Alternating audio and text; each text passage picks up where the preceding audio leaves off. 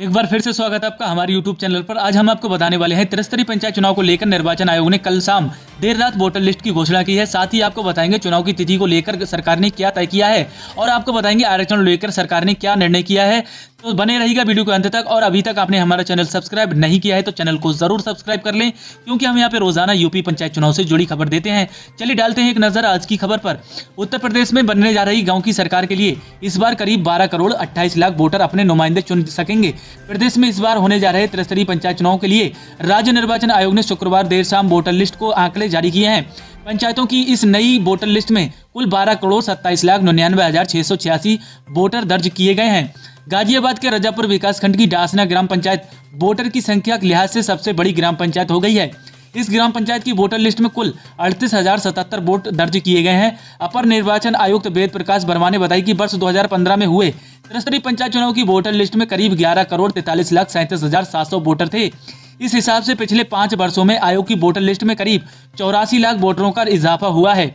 इस बार आयोग द्वारा करवाए गए वोटर लिस्ट पुनरीक्षण के दौरान बूथ लेवल ऑफिसर ने प्रदेश की हर ग्राम पंचायत के घर घर जाकर वोटर लिस्ट का सत्यापन किया।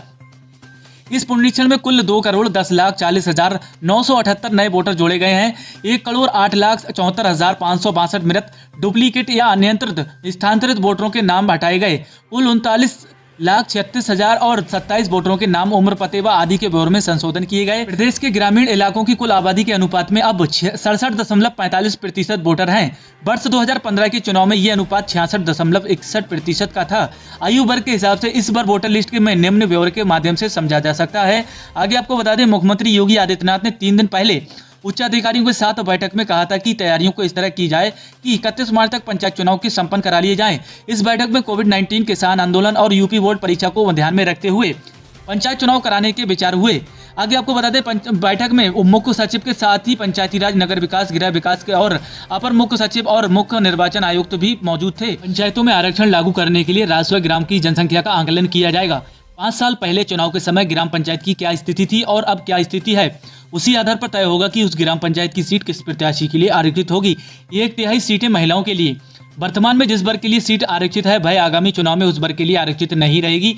आरक्षण की वरीयता क्रम में एसटी की कुल आरक्षित सीटों में से 1/3 सीटें ऐसी महिला के लिए आरक्षित रहेंगी, बाकी महिला या पुरुष दोनों के लिए रहेंगी। एससी की 21% अनारक्षित सीटों में से 1/3 सीटें इस वर्ग के लिए, बाकी बची सीटें इस वर्ग की महिलाओं या पुरुष दोनों के लिए होंगी। ओबीसी की 27% सीटों में से 1/3 सीटें इस वर्ग की महिला के लिए आरक्षित की जाएंगी, बाकी इस वर्ग की महिला या पुरुष दोनों के लिए अनारक्षित रहेंगी। कुल 50% सीटें अनारक्षित होंगी, मगर उनमें 1/3 सीटें सामान्य जाति की महिला प्रत्याशियों के लिए आरक्षित रहेंगी। पंचायत चुनाव में सीटों का आरक्षण अवरोही क्रम में लागू होगा। प्रदेश सरकार ग्राम पंचायतों की वर्ष 2011 की जनसंख्या के आंकड़ों को फीड करा रही है। ब्लॉकों को सीधे लखनऊ से जोड़ा गया है। इस बार पंचायत चुनाव का आरक्षण लखनऊ से तय होगा। आरक्षण सूची में ऑनलाइन जारी होगी। कोई भी घर बैठे पंचायत चुनाव के आरक्षण के बारे में पता कर सकेगा। वीडियो को